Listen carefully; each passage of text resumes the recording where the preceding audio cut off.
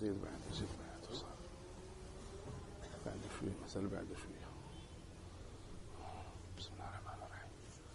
إن الحمد لله نحمده ونستعينه ونستغفره ونعوذ بالله من شرور أنفسنا ومن سيئات أعمالنا.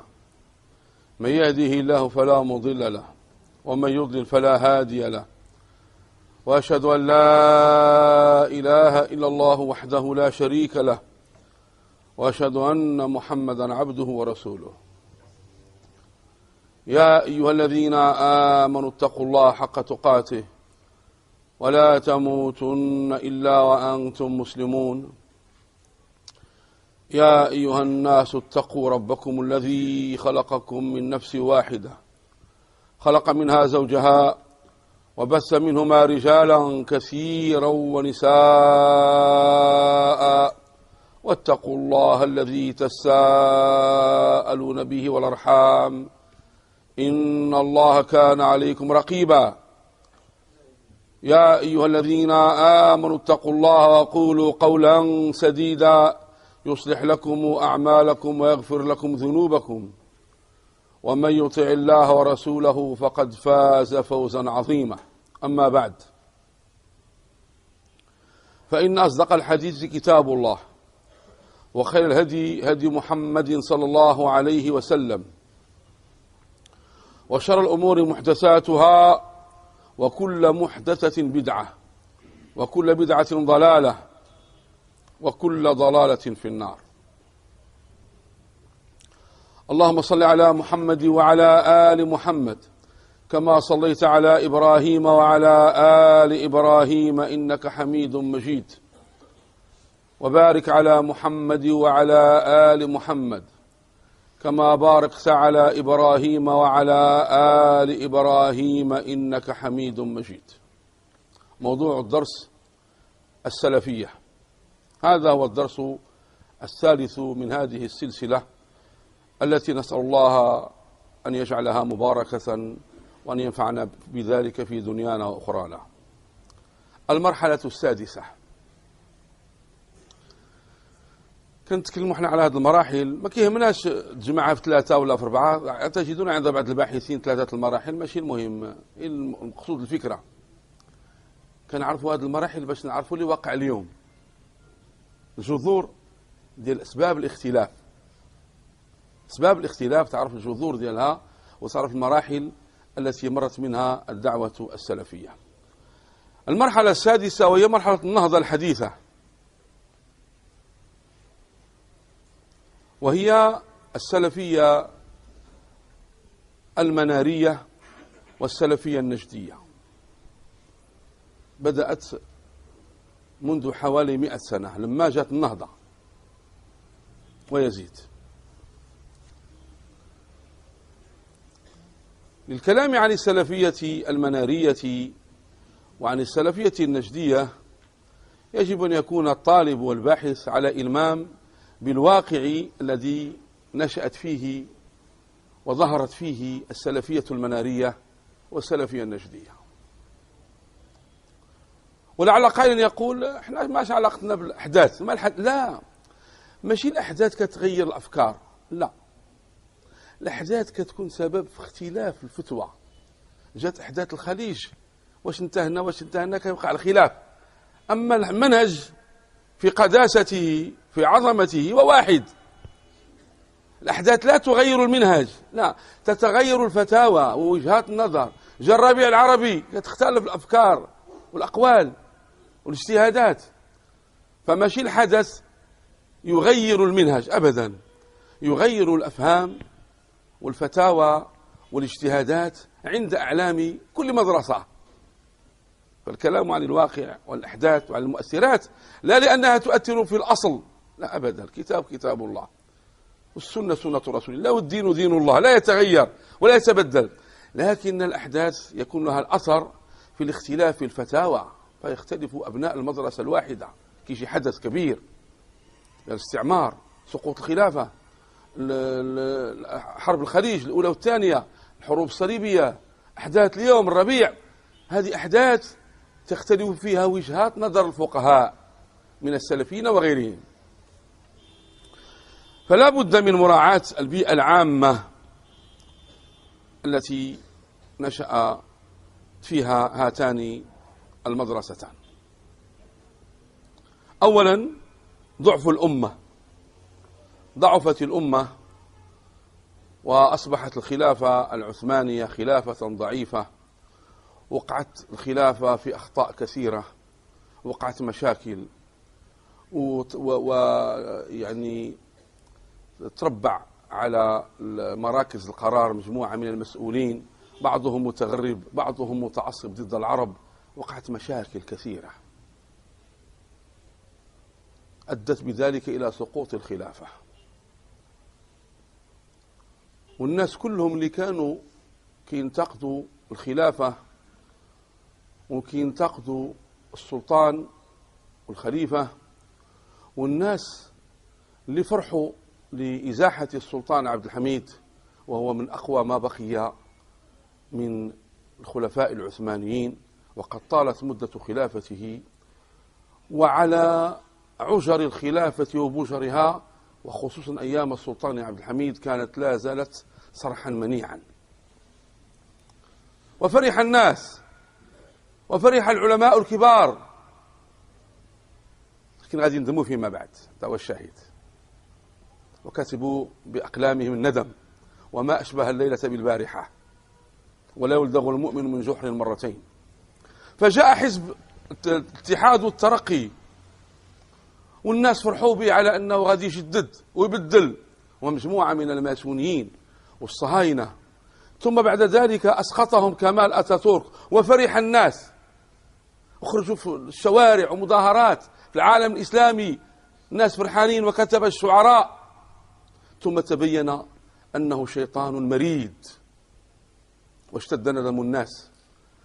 محمد شاكر بن أحمد شاكر كان من علماء مصر وكتب فرحا بسقوط السلطان عبد الحميد وفرحا بكمال أتاتورك، ثم كتب نادما متأسفا لأن ما أشبه الليلة بالبارحة. أنا كنقول للمسلمين ما يعودوش الدار بهم، أما الإصلاح بقواعده وتغيير الجبابرة المفسدين بأصول شرعية والحذر من سموم الاستعمار، هذا هو المطلوب. كذلك محمد رشيد رضا فرح ومشى دوز عام في الأستانة كيحاول الإصلاح، ثم تبين له أن هذه العملية كلها كانت عملية صهيونية صليبية استعمارية، وندم الناس. وتغنى شوقي الله أكبر الله أكبر وكم في الفتح من عجب يا خالد التركي جدد خالد العربي. هذا البيت راه قالوا في كمال أتاتورك، ثم ذمه وهجاه وسبه بعد أن تبين كفره وتبين ضلاله وتبين فساده. ضعف الخلافة، ضعف الأمة، قوة النصارى واليهود، دخولهم إلى بلاد المسلمين. استعمروا الاستعمار الأول، بريطانيا ولات كتحكم في شؤون مصر لأنها كتسالها الديون. قبل الاستعمار المباشر ولات كتدخل في كل شؤون مصر وهي باقة تابعة للخلافة. طمع الصليبيين في استعمار بلاد المسلمين. دابا انت الآن ما تتكلمش على محمد عبده ولا على رشيد رضا ولا على بعقلية اليوم، لا تتكلم في ذاك الوضع باش تقول ها له ما له وما عليه، فيكون التحليل سليما ويكون الحكم سديدا. ماشي غتهز كتاب وتلقى واحد الفقرة وتقول ها هو دل على ضلال. نعم هذيك الفقرة باطلة في كل الأحوال، غير الباحث لابد ليتكلم عن ظاهرة ما يجب أن يلم بالأحوال العامة اللي ظهرت فيها تلك الظاهرة.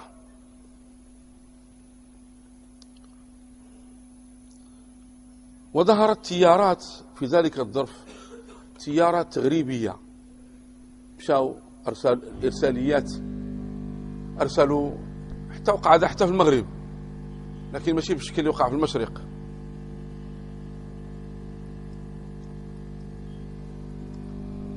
إرساليات والشباب مشى كيقرا في أوروبا، في فرنسا وبريطانيا،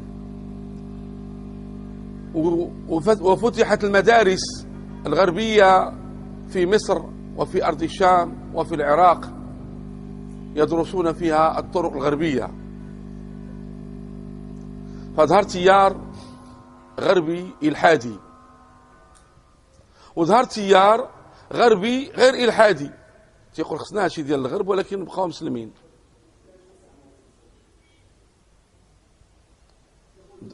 دور هذه التيارات العلمية والفكرية ومساندة من قوى أجنبية.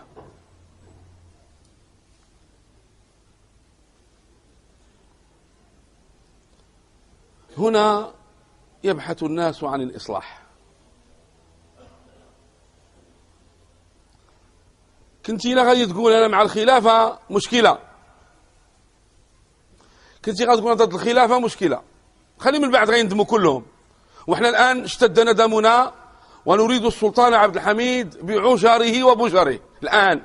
إحنا لماذا؟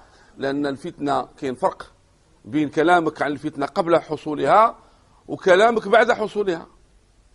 الفتنة لا يعرفها قبل حصولها، لا يعرف حقتها إلا أهل العلم. قال الذين أوتوا العلم ويلكم ثواب الله، قالوا لما للناس باقين مفتونين بقارون، لكن لما خسف به الناس كلهم قالوا ويكأن الله يبسط الرزق لمن يشاء ويقدر. لما تعرفات، لما كتدوز الفتنة كل شيء كيعرفها، لا اللي كيعرفوها العلماء قبل حصولها، قبل حصولها. فبداو الناس كيفكروا في الإصلاح. الطرف ديال الباطل كان قويا، كان قويا، فاللي كيدافعوا عن الإسلام وبغاو الإسلام ما يقدروش يمدحوا الخلافة، فيها أخطاء. شوف يعني البلاء المبين، البلاء المبين الذي كان فيه هؤلاء الناس. أما الذين كانوا يدعون إلى التغريب، نكونوا بحال أوروبا، أو يدعون إلى الإلحاد وعندهم صحف ومجلات، وبدا بعضهم كيفطر رمضان بنهار، وكمان أتاتورك أرسل واحد الباخرة إلى أوروبا فيها مجموعة ديال الفتيات عاريات متبرجات كيتكلموا باللغة الأجنبية، قال لهم هيا تركيا اللي غادا تولي ماشي تركيا الخلافة. هذا التيار الإلحادي أو التيار الإباحي اللي ظهر ذاك الزمان، ظهر بواحد القوة أكثر مما تكتبه الصحافة اليوم. الإلحاد والإباحية والتغريب أكثر مما تكتبه الصحافة اليوم، كانت بحماية ديال الإنجليز والفرنسيين الذين يريدون الدعوة إلى الإصلاح من المخلصين في هذه البيئة. بغيت نقول لك غير باش تراعي مجموعة ديال الأخطاء اللي وقعوا فيها. الأخطاء احنا رافضينها، المناهج الباطلة احنا رافضينها، لكن المعين يجب أن تراعي عدة أمور باش تراعي الأخطاء التي وقع فيها بعض أهل العلم. بسبب هذا الاضطراب الذي كانت تعيشه الأمة، وما أشبه الليلة بالبارحة، اللي تيقرأ هذه الأشياء بتمعن وكيشوف اللي كيحصل اليوم سواء بسواء. أنا كندوي على اللدغ مرتين، أنا ما كان ندافع على الطغاة وعلى المفسدين، لا، ولكن العلاج يجب أن يضرب له 1000 حساب. العلاج هذه عملية جراحية دقيقة ما خصهاش ترتب عليها مفاسد عظيمة وتضيع فيها وشعوب ومصائب، وتدخل الأجانب، وتولي بعض المناطق تشتعل كأنها كتشم منها حرب عالمية. خص الإنسان ماشي مسألة حماس، خصو يشوف هنا وهنا، يشوف هنا وهنا ويقدر المصالح والمفاسد ويقرأ العواقب. بسبب هذا الاضطراب التي كانت تعيشه الأمة سياسيا وأدبيا وفكريا، وقع الاضطراب في التأليف. تأخذ مثلا أحمد أمين مؤلف كبير ذاك الوقت، عندما يكتب ضد السنة وسنة الآحاد، وأنها وقع الوضع الزمن الأول وأن السنة غير مأمونة تجد قلمه قلما استشراقيا.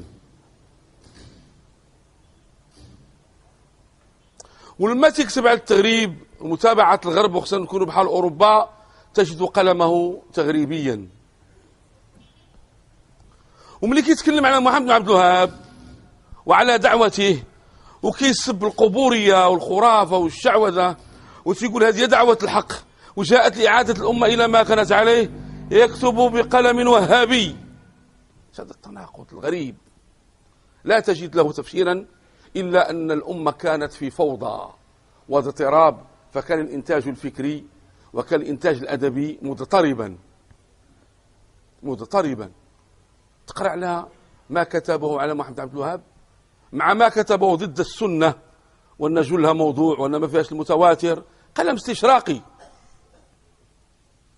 فيتبين لك كذلك قاسم أمين يدعو إلى تحرير المرأة وتقول هذا هو الإسلام، هذا هو الإسلام وكان من تلاميذ محمد عبده.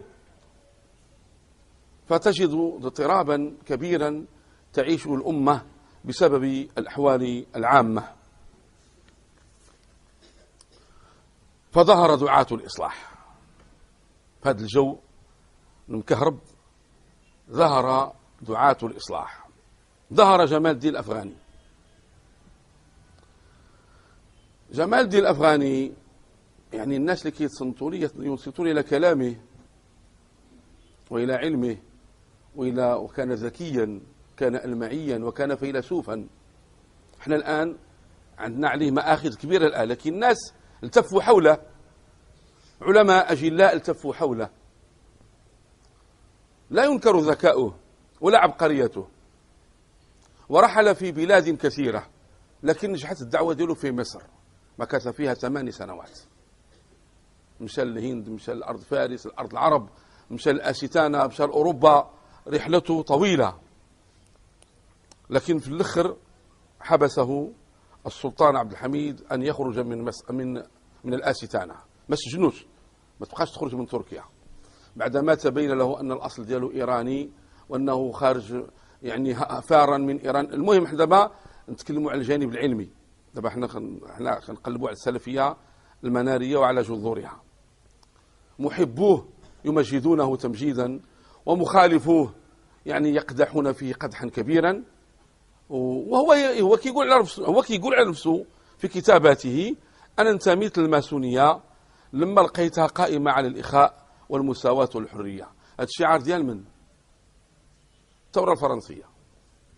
وكيقول لقيت فيها الخديوي اللي غادي يكون من بعد ولي العهد، وكنت أنا وياه كنجلسوا في مجالس الماسونية، وكان كيتصنت ليا وكان كيتعلم مني، وكنت ناوي فيه الخير، لكن أول ما وصل الحكم أخرجني من أرض مصر. فالماسونية كيفاش كيتصوروا هو ماشي كما كنتصوروا احنا، الأخطاء كاينة، بل كاين أخطاء كثيرة. هو جمال بالنسبة لنا احنا، جمال الدين الأفغاني بالنسبة لنا احنا هو فيلسوف وليس عالما.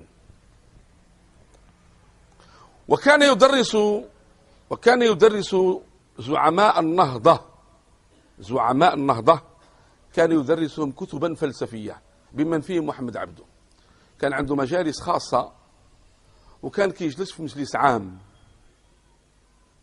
والمجالس الخاصة اللي كان فيها محمد عبده، كان فيها سعد زغلول، وكان فيها مجموعة ديال الرجال اللي غادي يقولوا هما زعماء الإصلاح فيما بعد، وحتى هذوك اللي كانوا في ديك المقهى وفي هذيك الأماكن العامة بحال البارودي وغيره، ولاو هما، بل هو سبب شرارة الثورة العرابية. وفي الأول كيدرس هذو الفلسفة وكيتكلم مع هاد الناس هادو على تغيير الفكر الجامد. هو كان يحارب القبورية ويحارب الخرافة والشعوذة والتصوف والمذهبية، لكن ماشي من زاوية شرعية نصية. تيقول هذا الشيء من ناحية عقلية. نعم، اللي قال فيه أنه رائد ديال الاعتزالية المعاصرة صدق، هذا فكره اعتزالي محض، لكن كان لا يفصح، بل كان يخاطب الناس بالإصلاح: يا أهل مصر إلى متى تظلون نائمين؟ فخاطب الأم، وفعلا كان جمال الدين الأفغاني هو عنده عدة أسماء، البلاد اللي تخليها كتبقى جمال الدين، مرة الروسي جمال الدين الأبادي إلى آخره، كل بلاد كيدخل لها باسم. احنا ما همناش دابا هذا الجانب، همنا الجانب العلمي وأثره العلمي على حركة الإصلاح التي ظهرت في مصر. من التلامذة ديالو محمد عبده هو اللي غيهمنا، وعبد الكريم سلمان وإبراهيم اللقاني وسعد زغلول وإبراهيم الهلباوي، هذو الخاصين وفعلا كان عندهم أثر. من تلامذه في المجالس العامة البارودي الشاعر الكبير المشهور، هو كان في الثورة العرابية وهو تنفى سنوات إلى أرض السودان. والشباب اللي قراوا في الشعب الأدبية قريتوا حركات الإصلاح وقريتوا هذه الأسماء كلها، لكن خصنا ننظروا لهم من زاوية إسلامية. المويلحي وأخوه وأديب إسحاق، هذا صاحب جرائد اللي كل مرة كانت كتغلق لي إلى آخره. اللي كيهمنا احنا هنا هو محمد عبده بعد جمال، لأنه هو اللي أسس مجلة المنار، والتفسير ديالو سماه المنار. محمد عبده أزهري، ولد الأزهر، لكنه درس الفلسفة ودرس المنطق ودرس التصوف قبل ما يتلاقى مع جمال الدين الأفغاني. لكن لما تلاقى مع جمال الدين الأفغاني أثر فيه، وهو رجل يتحرك يريد الإصلاح. احنا ما نهضروا على النيات وعلى الإخلاص وعلى كذا، والمصريون يحبونه كثيرا والعلماء يسمونه الأستاذ الإمام. احنا كنهضروا على النوع، على الفكر، كونك تتحرك، كونك صادق، كونك تتأسف، هذا موضوع، لكن الإنتاج ديالك والفكر ديالك والإبداع ديالك هو اللي خصنا نغربلوه. كان يحترق يريد الإصلاح. لقى الأزهر يعني نائم وجامد، والمختصرات والتصوف وداك فكان من أهدافه الكبيرة إصلاح الأزهر، من أهدافه الكبيرة التي كرس نفسه لها واخطى فيها خطوات كبيرة جدا. الأزهر الآن ينقسم إلى شيوخ قدام اللي باقين على الشكل الآخر، وشيوخ اللي هما يعني مناريين ومتجددين وكي يستعملوا الأساليب الحديثة في التدريس بسبب الدعوة ديال محمد عبده. محمد عبده كان يطلق على دعوته دعوة سلفية، وهؤلاء كان يطلق عليهم يعني دعاة الإصلاح السلفيين. لماذا؟ لأن الناس شافوهم كيهاجموا القبورية، كيهاجموا الخرافة والشعوذة والسحر والتعصب المذهبي والتصوف وما إلى ذلك، وقالوا هذه السلفية. ولهم بهذا المجال يعني لهم حسناتهم ويحمدون على ذلك، ولهم زلقات وسقطات، نسأل الله أن يتجاوز عنا وعنهم، لأنه كما قلنا الأحوال ما شاء الله، والضعف والفتنة والفساد في الأرض. لأن هذا محمد عبده فتن بشيخه. شيخه بدأ في الأول كيدرس مسائل فلسفية وكيدرس الناس باش يتحروا، تيقول الشعراء وبقاو انت توصف غزال وصف كذا، اتكلم عن المجتمع، مفاسد المجتمع، وادعو الناس الى ان يتحرروا مما هم فيه. غير كل شيء، غير شويه ولا كيخطب الناس باصلاح البلد. هو لما جاء لمصر جلس مع احد الوزراء رياض باشا وعجبه، قال لي انت تمكث في مصر امنا، ودار لي واحد الاجره شهريه، انت جالس عندنا لا. فلما الخديوي وهو يعني ملك البلد دعاه مرة، ارسل لي، أصبح أمره خطيرا، فقال أشر علي، أشر علي، باش تعرف دعاة الإصلاح فين وصلوا واحد الوقت. فقال له خصك تشرك الشعب معك في الحكم وتدير مجالس نيابية وتعمل وتعمل وتعمل، وخرج كيقول هادشي للناس ويحثهم عليه. هو لما دخل مصر سئل: أش رأيك مصر تكون فيها مجالس نيابية؟ قال: لا، نجحش. بعد 8 سنوات ولا كينادي بمجالس النيابية، فسئل قال له: لما جيت لقيت المصريين جامدين، الآن ولات عندهم أفكار، تحروا ولاو يقدروا يديروا المجالس النيابية. كانت غتكون المجالس النيابية جامدة، الآن المجالس النيابية غتكون متحركة. جاء محمد عبده. محمد عبده اشتغل في أول أمره كشيخه بالسياسة، فلما جاءت الثورة العرابية وقمعوها الإنجليز واعتقلوا رجالاتها ونفوهم إلى بلاد عديدة، نفاو محمد عبده إلى بيروت، ثم سمح له بالدخول إلى مصر شريطة لا يتحدث في السياسة ولا يتكلم في السياسة. فمحمد عبده يعني كان عالما كبيرا ودارسا للفلسفة والمنطق، وكيبحث على حل للأمة.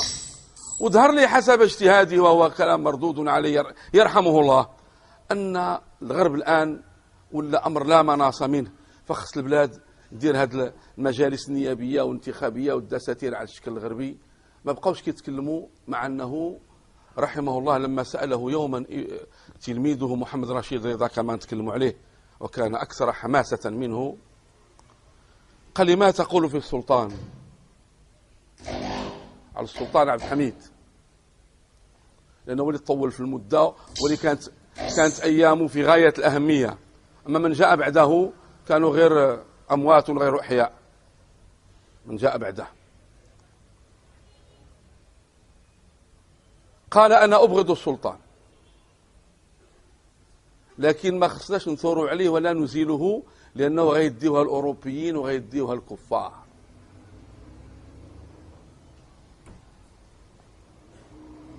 ما يمكنش غادي نقبل لنا هذا الوضع. وعندهم أخطاء، من أقبحها أنهم هجموا على الدعوة النابتة في أرض نجد، وقمعوا الدعوة السلفية وقتلوهم شر قتله، أزالوها حتى قامت فيما بعد كما سيأتي الكلام عن السلفية النجدية. أخطاء كثيرة، لكن ها هو هذا عاقل بصرف النظر على مسائل أخرى. قال لي: أنا أبغضه، لكن خصنا ما نحيدوش، ما نتآمروش عليه وما نطيحوش الخلافة، لأن بزوال الخلافة غيديوها منهم أقبح. شوف خير الخيرين وشر الشرين، وذاك الوقت راه كل شيء كيغوت بإزالة الخلافة. اش قلت لك، راه خص واحد المقارنة، وخص شي ناس يكونوا باحثين عندهم دقة في البحث، ويديروا واحد راه ما أشبه ليلة بالبارحة، باش ما تعاودش تكرر المأساة، حتى لا نلدغ من جحر مرتين، وما يعاودش يديوها الأعداء ويقسموها كيبغاو.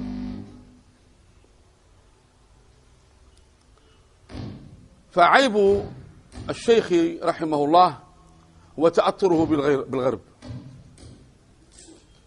وتأثره بالفلسفة، فأنكر المعجزات وانكر الجن. قال لك هو الجن مخلوق لكن لا علاقة له، الله المستعان.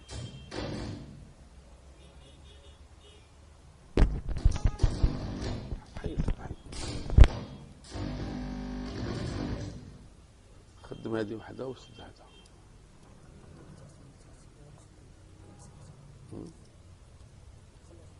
خليه خدام. عيب الشيخ رحمه الله رغم محاسنه ورغم رغبته في الإصلاح ورغم تأسفه على مصير الأمة هو تأثره بشيخه في قضايا فلسفية، فأنكر المعجزات. وهذاك التأثر ديال الغرب من اللي جا كيشرح في طير نبابيل ترمي بحجارة من سجيل، قال لك هذه واحد المجموعة ديال الميكروبات، لقات هذيك الطير وهذيك الميكروبات دارت واحد الوباء وهلك الجيش، ولا بحال بغى يفسر بواحد الطريقة ترضي العقلية الغربية. جاو شباب وطلبة وهذا، ولا فأنكر الكثير من الأشياء. فتأثره بالغرب وإنكاره للعديد من المعجزات ودراسته للفلسفة وتعظيمه للعقل كلها يعني في مدرسة محمد عبده سلبيات مخالفة للمنهج الحق. لكن هذا ما يمنع شيء أن يعرف أنه دعا إلى التوحيد وحرص على أن يحارب البدعة والخرافة والشعوذة. محمد عبده عنده تلاميذ من أجلهم وأشرفهم وأعظمهم الشيخ محمد رشيد رضا، عالم جليل وعالم كبير، ولم يكن مصريا، هو شامي، ومجموعة ديال الأحرار من بلاد الشام فروا إلى أرض مصر سبب الضغط ديال بعض حكام الظلمة اللي كينتميوا للخلافة العثمانية، ساعدوا هما في تشويه الأمر، ساعدوا بزاف ديال الأسباب اللي ساعدت في إسقاط الخلافة العثمانية.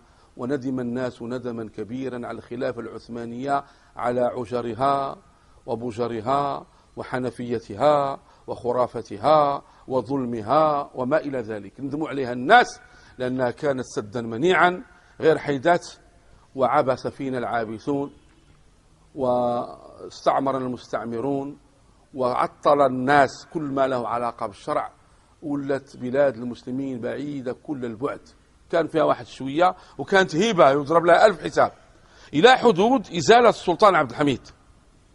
السلطان عبد الحميد أزالوه في سنة 1909، هجموا واحد الجيش وقتلوا الحراس ديالو، كانوا قتلوا حوالي 1000 من حراس ديالو، واعتقلوا هذوك الجيش الخاص به، لكن أزالوه وبقى حتى 1918 عاد مات.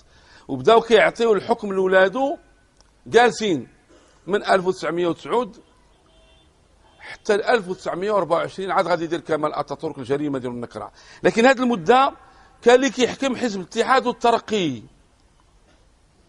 زنادقه ماسونيين، لكن ما علنوش. وحتى كمال اتاتورك عامين عاد علن، تا كيتثبت وكيتمكن وكيقويه الأجانب وكتساندوا الصليبية والصهيونية، عاد على الإلحاد الصريح البواع عياذا بالله. فكانت يعني واحد المفاجأة عظيمة ونكبة كبيرة للأمة، وما كيتصوروا هادو راه غادي يصلحوا. وهذا رشيد رضا قضى عاما كاملا، مشى للآستانة كيجلس معهم، وكان متحمس لإزالة السلطان عبد الحميد، لكن لم يكن متحمسا لإزالة الخلافة أبدا. كيشي عالم كان يرى زوال الخلافة ولا مصلح، كانوا ينادون بإصلاحها، بإصلاح الخلافة. عام وفي الآستانة كيتصل بالعظماء ديالهم وكيعطيهم برامج وحلول ويعيدونه، هما راه كيخطوا. حتى دار كمال اتاتورك انقلاب على ماسونيين باش يكون كثر عام 1924، وبعد سنتين أعلن فك الخلافة وإنشاء دولة تركية علمانية لا علاقة لها بالدين. محمد رشيد رضا هذا العالم الكبير جاء من بلاد الشام،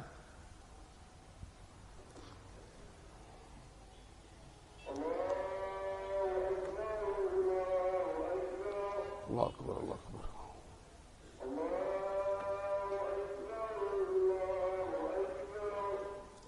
الله أكبر الله أكبر.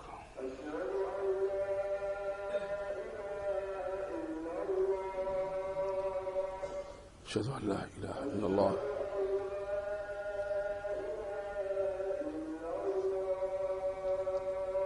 أشهد أن لا إله إلا الله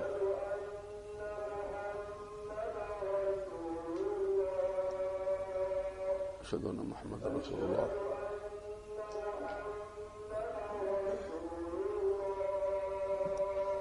أشهد أن محمدا رسول الله. بسم الله.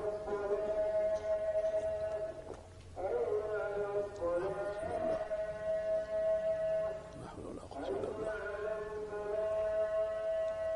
لا حول ولا قوة إلا بالله لا حول ولا قوة إلا بالله. الله أكبر الله أكبر.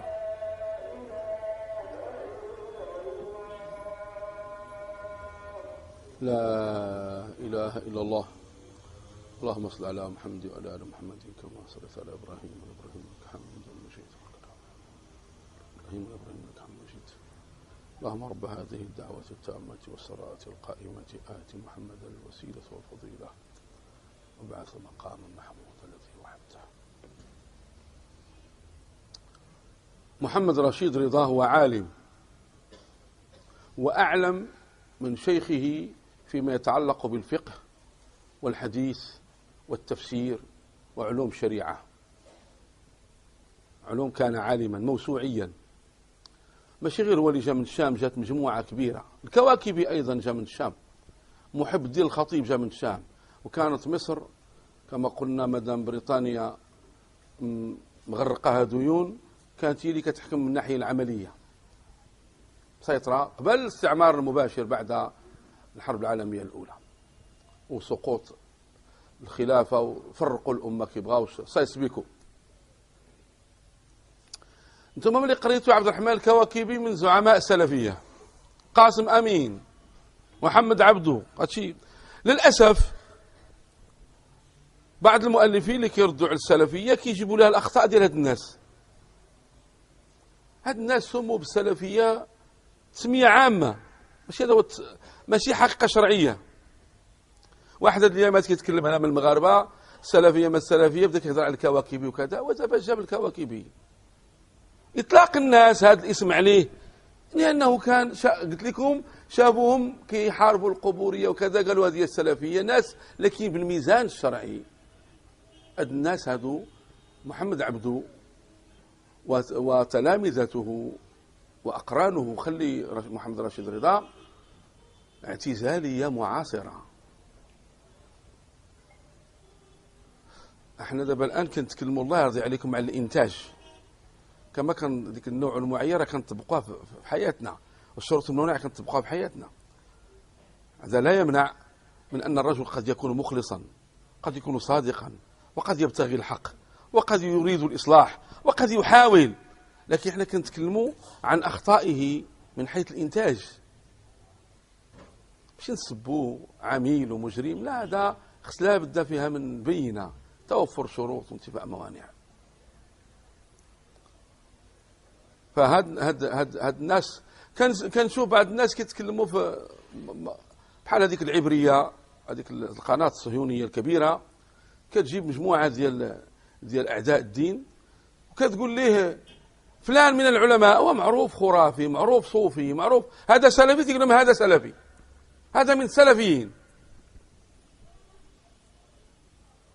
اختلط عندهم الحابل بالنابل. لا، انتم خص يكون عندكم واضح الرؤية. يقول نعم، ها فاش تكلم وهالإنتاج ديالو وهالمخالفات، وهو يعد عند التحقيق، هؤلاء يعدون اعتزالية معاصرة غير اتفقت، لأن العقل كيتفق مع النقل فين في مسائل بحال هكذا رد الخرافة. العقل الصريح مع النص، العقل الصريح مع النص الصحيح لا يختلفان. أي عاقل غادي يرفض الخرافة ويرفض الشعوذة ويرفض القبورية ويرفض التعصب المذهبي ويرفض التصوف والمغالاة فيه ووحدة الوجود. فهذا هو عقله، لكن ماشي ديال الطريق. لماذا؟ لأنه غيجر مع الأشواك باش يوقع لا، مول النص كياخذها صافية ومأكدة، غير كيتلاقاو في نبذ الخرافة. أداه عقله إلى هذه النتيجة. لو لكن خص يمشي بها عن طريق العقل الشرعي، مش العقل اليوناني، العقل الشرعي. السلفية نجدية كما سنرى يعني واضحة المعالم، بينة الأهداف، صافية من أي خليط، من أي فتنة، من أي فكر اللي هو دخيل، ولاء، براء، توحيد، سنة. وهي طريقة الحق التي بعث الله بها نبيه محمدا صلى الله عليه وسلم، فجزى الله من أسس ذلك ومن قام عليه ومن خدمه ومن نشره. هذاك هو التوحيد الحق، وذيك هي السنة الصحيحة، وذاك هو المنبع الصافي، وذيك هي الطريق المستقيم. لكن احنا كنحلوا الظاهرة الآن، كيفاش كانت الأحوال. محمد رشيد رضا عالم كبير، عالم كبير من الناحية العلمية، موسوعي، وملم بالحديث وصناعته. شيخه محمد عبده لا دراية له بالحديث إطلاقا. فكما قلت لكم ذيك العروة الوثقى وغيرها والمؤلفات، يعني الشباب كتوصل لهم كتب. فأحب رشيد رضا جمال الدين الأفغاني، أحبه وتأثر به، لكنه لم يره، وأرسل إليه رسائل وهو في آخر أيامه في الآشتانة، والآخر يرسل له السلام وهذا، لكن تعذر عليه أن يلقاه. لكنه لقي محمد عبده لما كان منفيا في لبنان، ثم لما هاجر محمد رشيد رضا إلى مصر تتلمذ وجالس ورافق وانقطع إلى محمد عبده. رشيد رضا في أول أمره هو كان على متأثرا بشيخه وشيخ شيخه، لكنه عالم وفقيه. ثم في أخريات أيامه نشأت الدولة السعودية. كما نرى في الدولة السعودية عرفت مراحل. النشأة الأخيرة ديالها على يد الملك عبد العزيز، فولك يحضر سنويا في موسم الحج مع العلماء، وكتب وطبع الكتب ديال الدعوة النجدية في أرض مصر، وحقق بعضها، وخدم يعني عرف مرحلة تطور في خدمة السنة، لكن بقات عنده بعض الهنات وبعض المشاكل وبعض الأمور اللي اخذها عن شيخه. منها هو أيضا كان ينكر المعجزات. لكن هو كيف طريقة هو كان محمد رشيد رضا وهو معلمة سلفية، ويكفي في الثناء عليه شيخنا الدكتور محمد تقي الهلالي، وشيخ السنة الشيخ محمد ناصر الدين الألباني يكفيه فخرا. وهؤلاء الشيخ الألباني كان يقرأ مجلة المنار، وهي التي ساهمت في تصويب فكره حتى اتسعت مداركه رحمه الله رحمة واسعة. وشيخنا الدكتور توا داز في هذه المرحلة الأولى في مصر، ثم مشى الهند، ثم جاء مكث طويلا في أرض نجد. فكانت رؤيا شيخنا في التوحيد وفي السنة وفي المنهج رؤيا واضحة رحمة الله عليه. إذا كنا كنقولوا أن محمد عبده أصفى من جمال، فرشيد أصفى من محمد عبده من حيث الرؤية، من حيث المنهج، ومن حيث خدمة السنة. فكان يقف في الموالد في المواسم وينصح هذه خرافة، هذه بدعة. لكن بقى كيقاوم أحيانا إنسان إذا ما ضبطش، وهذه كتوقع للعديد من الناس، تيبقى يهاجم الطرف المخالف حتى كيوقع عليه غلو، بقى كيرفض البدعة والخرافة والموالد والأساطير والسحر، حتى ولا كيرفض كل حاجة. وهلو ما كاينش، كاين القرآن، كاين القرآن هو اللي كاين. كيوقع أحيانا أن الإنسان إذا ما كانش متشبع بمبادئه كيبقى يهاجم في التكفير حتى كيولي مرجئي، ولا كيبقى يهاجم في الإرجاع حتى كيولي تكفيري، كيبقى يهاجم في التصوف حتى كينكر روحانية، وكيبقى يهاجم في الماديات حتى كيولي متصوف. لا، خاصك تهاجم بحق. حرص تبقى جاي، فهدى الله الذين آمنوا لما اختلفوا فيه من الحق بإذنه. حاول تبقى في الوسط. أحيانا كتلقى الإنسان كيبقى يهاجم المخالف حتى كيوقع عليه الغلو. فمحمد رشيد رضا عالم كبير ومعلمة سلفية، وتاج مراحل، لكن إلى آخر عمره بقات عنده إنكار المعجزات، وبقى عنده إعجاب بالغرب، وهو اهتم بالسياسة كثيرا كجمال الدين، لأن مسألة الخلافة وسقوط الخلافة لم يكن أمرا يسيرا. هذا بيان الله عرفنا الخطورة دياله، فكان يسعى غاية السعي لعدم سقوط الخلافة، رغم أنه كان ينتقد السلطان عبد الحميد انتقادا شديدا، لكن هو كان يريد إصلاح الخلافة. ما كانوا يتصورون أن كاين واحد الطبخة، مع أنه هو من حسناته الكبيرة التي أعجب بها المؤرخون أنه تكلم على خطورة الصهيونية في الوقت اللي ما مديها فيها حد. قال لهم الصهاينة راه كيخطوا لي كذا وكذا وكذا وكذا وكذا، كان متابع أدق ما كاين في ذاك الوقت. يلاه بدات المؤتمرات ديال الصهيونية وباقي ما كاينش وعد بلفور وكذا، وتكلم على مخاطر الصهيونية، مما يؤكد وعيه الدقيق وفهمه وحرصه على الأمة وحماسه في خدمة مصالح الأمة. احنا كنتكلموا دابا على الجانب العلمي واللي كيهمنا، هذه كنديروا لها إشارات. احنا البحث ديالنا في السلفية من الناحية العلمية في مراحلها التاريخية.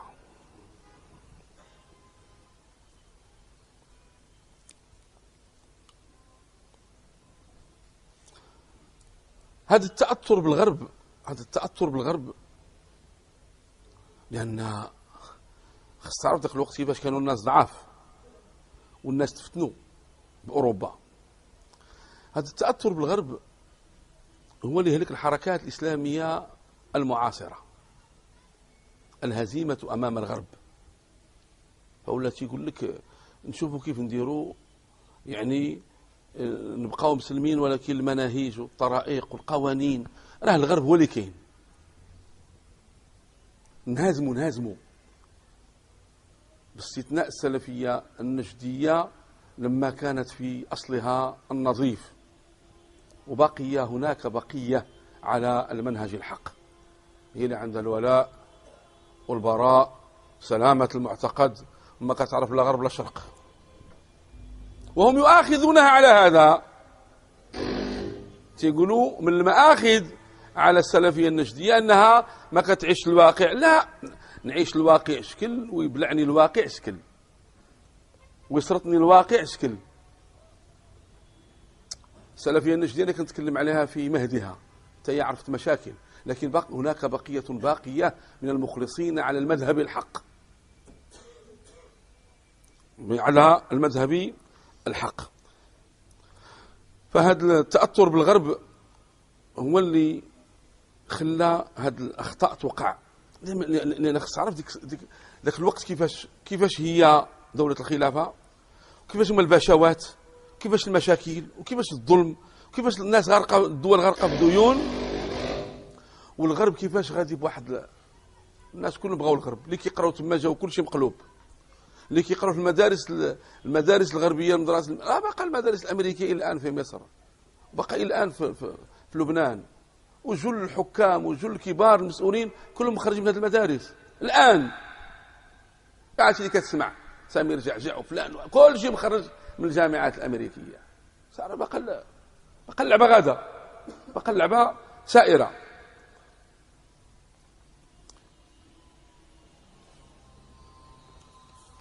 من أصدقائي وأحبتي محمد رشيد رضا شكيب أرسلان، وهو أخف منه أيضا.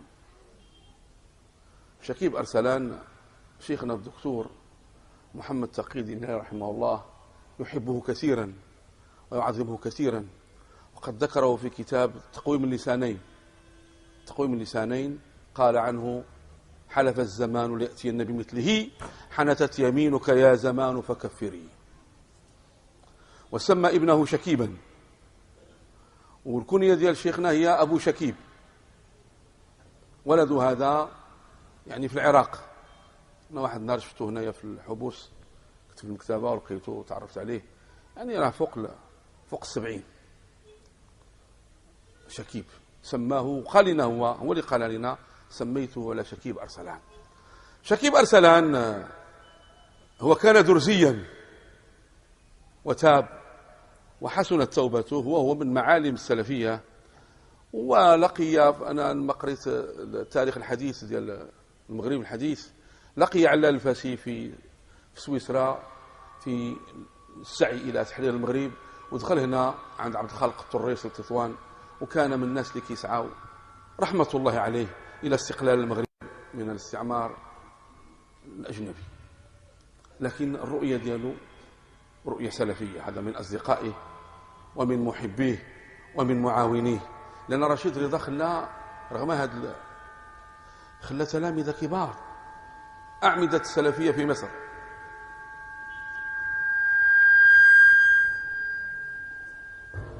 أحمد محمد شاكر المحدث الكبير يقول: هو أستاذنا وشيخنا واستفدنا منه كثيرا، لكن لا نوافقه في بعض المسائل. محمد عبد الرزاق حمزة من معالم السلفية الصحيحة يقول: أستاذنا وشيخنا يقرون له بالفضل العظيم، وقع لي هنات بسبب الأحوال وبسبب التأثر بشيخه وبسبب مصارعة المخالفين، لكنه كان موسوعيا، كان عالما بالعلم الشرعي. محمد عبده وإن كان أزهريا إلا أنه كان بارعا في العلوم العقلية، أما محمد رشيد رضا هو معلمة سلفية. أنا أخالف بعض إخواني وبعض أساتذتي ممن يعدونه من المدرسة المعتزلية المعاصرة، واستدللت لكم بأن الشيخ الألباني والدكتور هلالي وغيرهم وهؤلاء تلامذته يمدحونه، ثم هذه الأخطاء فيه مردود.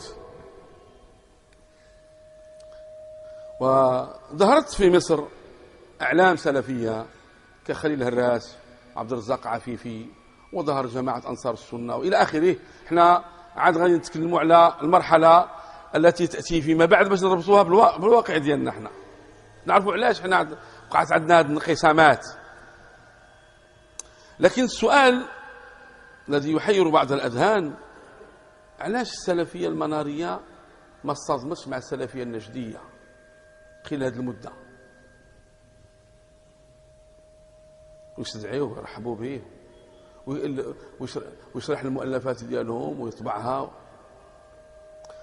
فهذه الفوضى التي كانت تعيشها الأمة كان المطلوب في ذلك الزمن أن نحارب الخرافة والشعوذة والقبورية، ونعلم الناس تعظيم الدليل والعمل بالسنة والرفض التصوف والخرافة وكل ما يخالف حقيقة الشريعة. فهذه الأهداف الكبرى التقت فيها المدرسة المنارية والمدرسة النجدية، فما دخلت شيء في التفاصيل. لماذا؟ لأن الواقع كان مريرا، والهيبة ديال علماء السنة كانت قائمة. هل قلنا واحد الوقت الأشعرية مع أصحاب الحديث قبل ما يوقع الانفجار بسبب فتنة ابن القشيري، واعتبر بما كان فالأمور أشباه. فكانت هذه المشاكل قائمة، ما خلت شيء الخلاف يبرز. ولهذا دابا الآن كيجي شي واحد كيقول لك: وسي عبد الرحمن تيفي ما كانش كيمنعهم يقراوا القرآن جماعة. واش هو البلاد بعيدة بزاف ويبدا يدخل في مشاكل اللي حنا يكفينا غير اللي فينا. تقدر اليوم انت اليوم راه بزاف الحوايج ما قادرش تتكلم فيها، لا جينا بهذا المقياس سمعتي.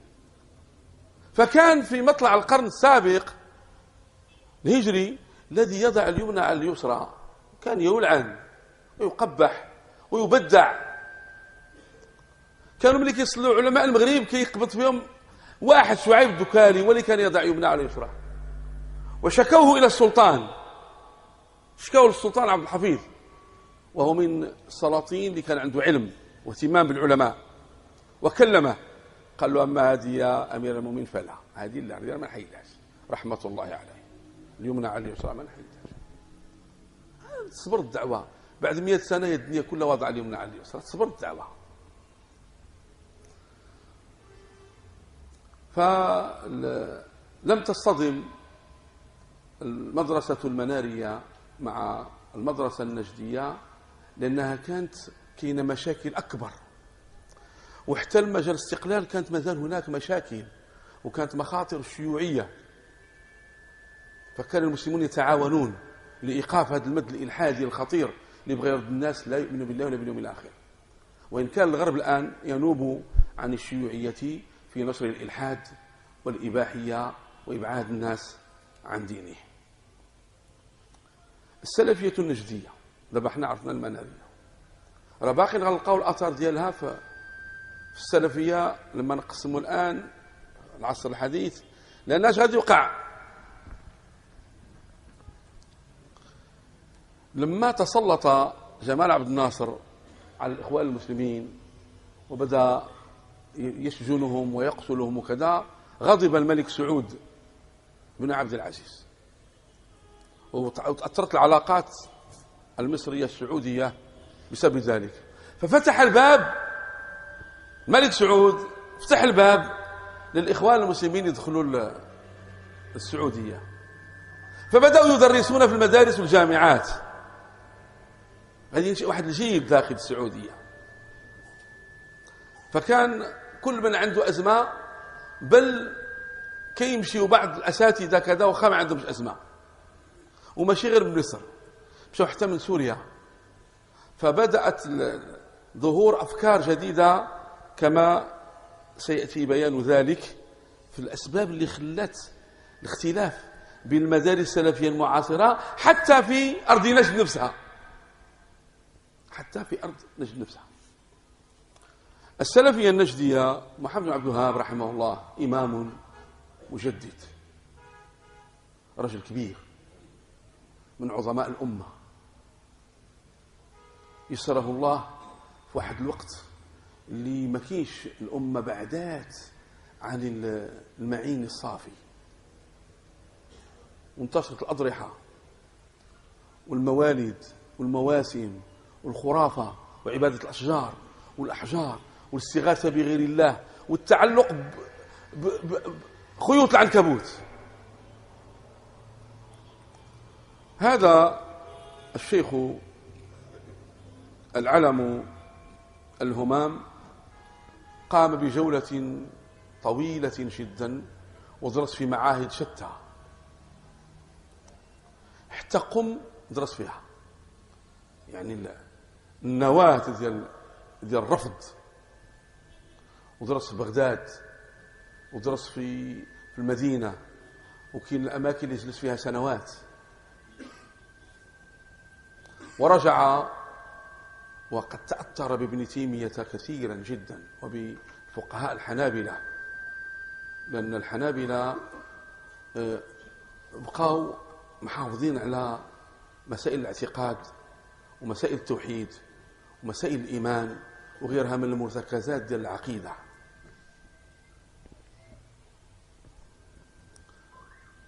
فجلس في بيته 8 أشهر لما رجع، كيركز معلوماته، شي يكتب شي يجد، ثم خرج بدعوته بعد مشاكل ومحن. لقي الملك سعود اللي كتبليه المملكة السعودية، يعني أب الجد دياله، وتعاهد على خدمة هذا الدين، وأبلوا في ذلك البلاء الحسن، وقامت حروب ومعارك وحتى تمكنوا. لكن بعد موته المصريون بأمر من الخليفة العثماني، لا بعد أخطاء، ولكن ما غايش نقبلوها تسبب لنا في زوال الخلافة. الخلافة خصها ما تزولش بكل الأحوال. الخلافة هي السد المنيع على عجرها وبجرها.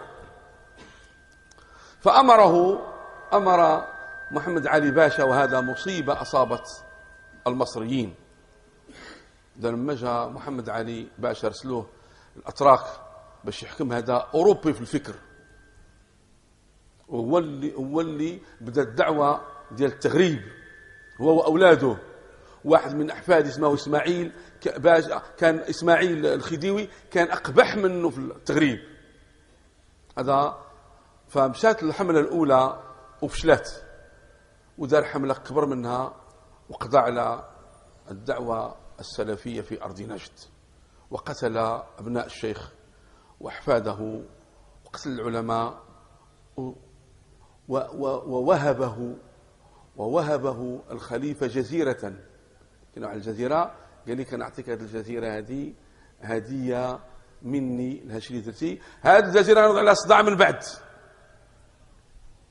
غادي ينوض عليها صداع من بعد، وغتكون سبب القطيعة بين أحفاد هذا الخديوي وبين الباب العالي كما كان يسمى ذلك الزمان.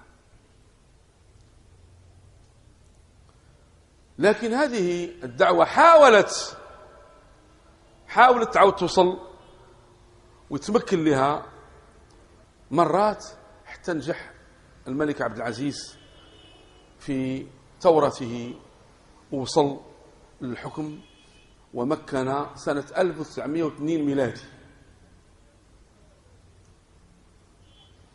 سنة 1902 ميلادي عاد قامت الدولة السعودية. لاحظ أيام جمال الدين الأفغاني وكذا ما كاينش هادشي، باش ما تقلبش على غياب السلفية النجدية. السلفية النجدية كانت مقهورة ومقموعة، ولكن كانت منتشرة على السبيل العلمي. الحلقات ديال التعليم قائمة، كايناش دولة. علماء كثر في الجزيرة، كثر على التوحيد، تربية على التوحيد وعلى السنة. لا دولة أقامها هذا صقر الجزيرة، رجل حكم إلى 53 ميلادي، حكم 51 سنة مكن فيها للدولة السعودية. ولكن وقعت أشياء، ولكن ما نعاودوش نوقعوا ثاني في الخطأ الأول ديال سقوط الخلافة. خصنا الإصلاح وخصنا التقويم وخصنا نبنيو الأمة وخصنا نبحثوا على حلول لما ترتبش عليها مفاسد. هذا رجل عظيم أيضا، هذا الملك عبد العزيز آل سعود. فولات الآن الدولة النجدية دولة قائمة، ولات مؤتمرات، ملتقيات، والحج، خاصة الحج، رسائل، كتب، إرسال دعاة. إذن الدعوة عرفت واحد الموجة جديدة، موجة جديدة. عدد ديال الناس من بلاد متعددة.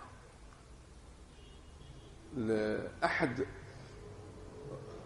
سادة الهند اسمه السيد أحمد خان في حجة من حجاته اقتنع بالحق ومشى وبنى إمارة وهدم قباب ودخل في حرب مع الإنجليز، محنهم ما أبادوه إلا بعد عنة شديد. ذات المسألة تتسع متى؟ ملي دار الدولة. الغرب ما غيبقاش كيتفرج، الغرب ما غيبقاش كيتفرج، راه كتدخل مشاكل وضغوط وأزمات، لكن بقيت بقية من ديال على منهج الحق. احنا ما كنقولوش غيروا، لا، ما بقاوش في هذاك القمة السامقة التي كان عليها صقر الجزيرة رحمه الله. هنا ولا كيمشي رشيد رضا وأحمد شاكر، والشيخ الألباني كيقول لك لقيت أحمد شاكر في حجة، تا هو كان مشى، كل شيء كان على حساب الملك عبد العزيز، كيبعث إلى علماء الأرض يديروا مؤتمر لخدمة التوحيد. كانت الجهود كبر منها اليوم.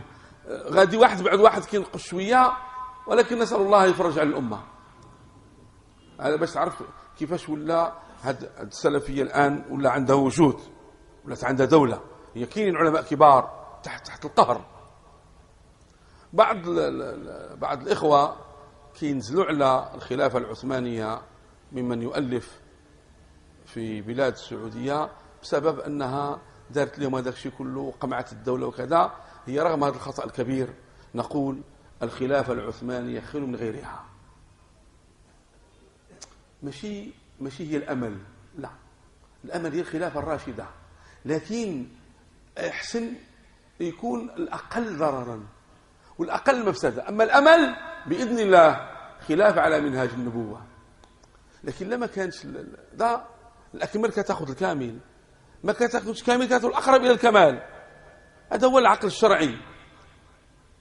فلو إذا كان السؤال خلافة عثمانية أو عدمها نقولوا خلافة عثمانية، لكن إذا قالك عثمانية أو عباسية تقول لي عباسية ولا راشدة ولا على منهاج النبوة. كاين فرق بين الأمل وبين الواقع. من تتكلم عن الواقع تتكلم بآلية، الواقع تتكلم عليه بآلية، والمأمول تتكلم عليه بآلية أخرى.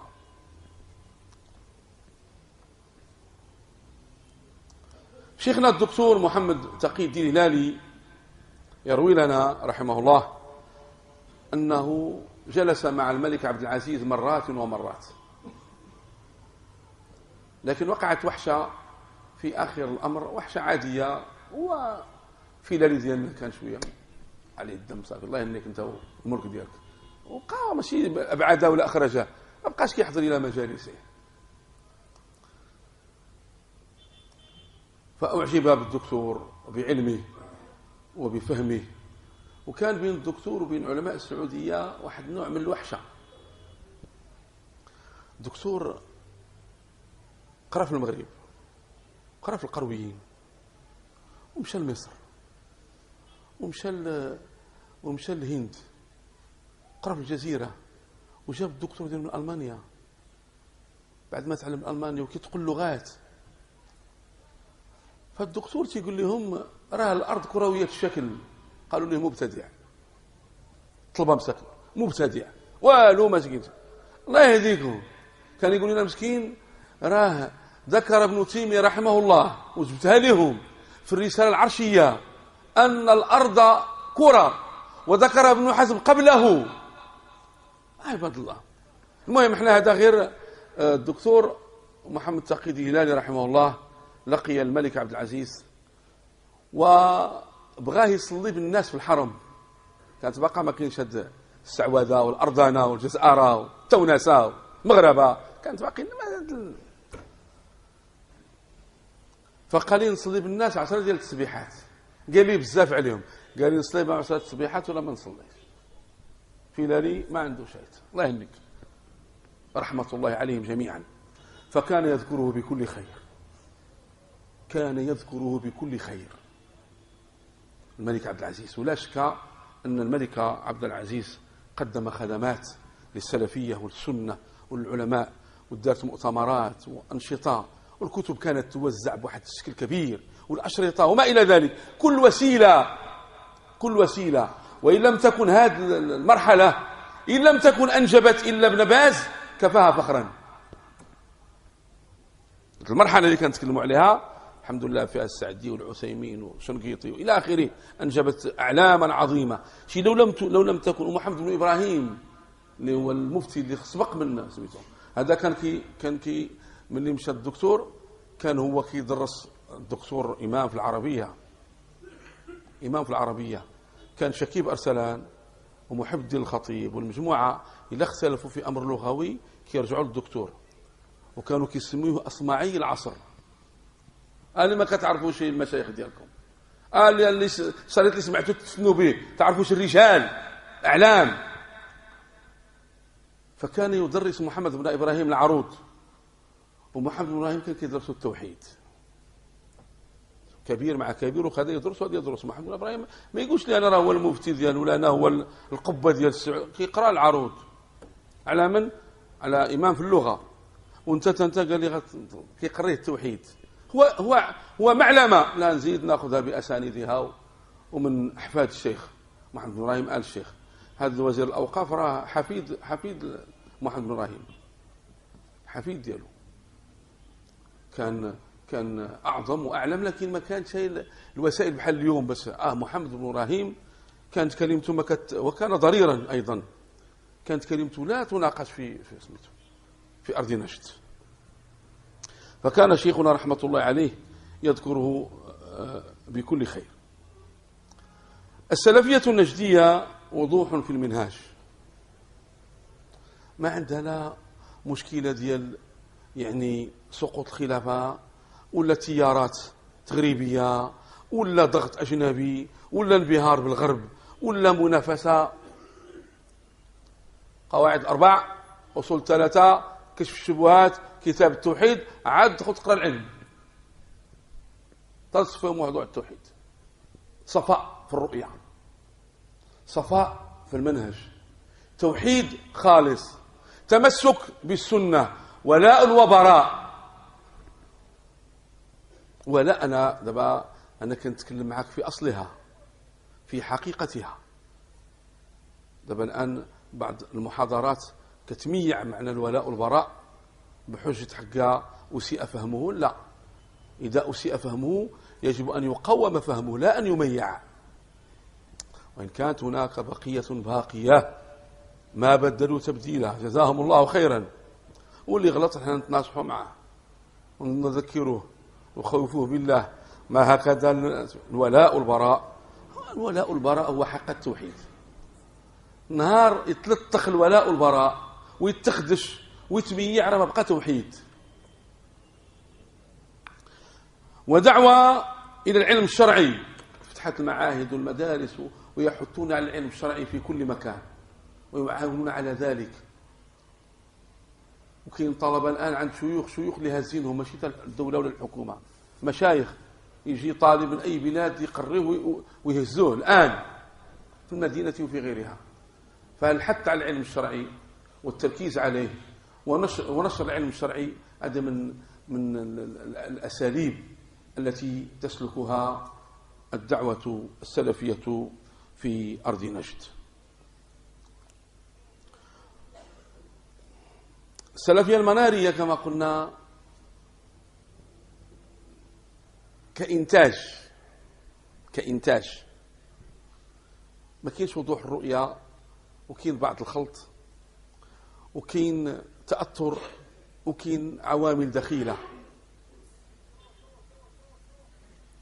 مع أننا نحترم بعض رجالها غاية الاحترام ونقدر بعض كبارها غاية التقدير، لأنه فدك الظلمات لها الشمعة كتقول له جزاك الله خيرا. واحد اخر هاز قنديل، واحد اخر عنده مصباح، ثاني كتلعب العوامل لهاز الشمعة في الظلمات الكالحة كتقول له بورك فيك. ماشي واز غا شمعة، اي هذيك الشمعة لا كان هازها بنهار والشمس كاينه راه فعلا ما عندها قيمة، راه خص تراعي. عندما يذكر بعض العلماء المغاربة على أنهم سلفيون بحال علان الفاسي، تصنفوا أنت مباشرة في السلفية المنارية. دابا السلفية المنارية في أيامها راه قامت بخدمات، حتى وقاوم الخرافة وقاوم الشعوذة وقاوم الطرقية وإلى آخره. فهمتي؟ يعني بعض الإخوات ملي تيتكلموا على السلفية في المغرب الأقصى كيذكروا فلان ولكن يقول له رتب. لما كيتذكر المكي الناصري رحمة الله عليهم جميعا دخلوا في وقراوا في مصر، هذو رتبهم كاملين في السلفية المنارية، وعبد الحفيظ الفاسي والحجوي الثعالبي وعبد الله قنون وغيرهم، مجموعة ديال العلماء مغاربة. نعم قاوموا الخرافة، قاوموا الشعوذة، قاوموا هذا الشيء كامل. تعالي تقرا في الكتاب ديال شيخنا رحمة الله عليه إلى بلاد واسعة، الدعوة إلى أقطار متعددة. جوج مرات كيقول لهم نحتكموا إلى عبد الله قنون، يقولها العلماء المغرب، نحتكموا إلى، سماه مرة الأديب السلفي وسماه مرة العبقري السلفي، وكانت بيناتهم صداقة، وكانوا كيصدروا واحد الجريدة. نعم لا ماشي دعوة الحق، جريدة ماشي مجلة، كانت جريدة عندهم في تطوان أو في طنجة، غاب عليه الاسم ديال الآن، ظلت سنوات.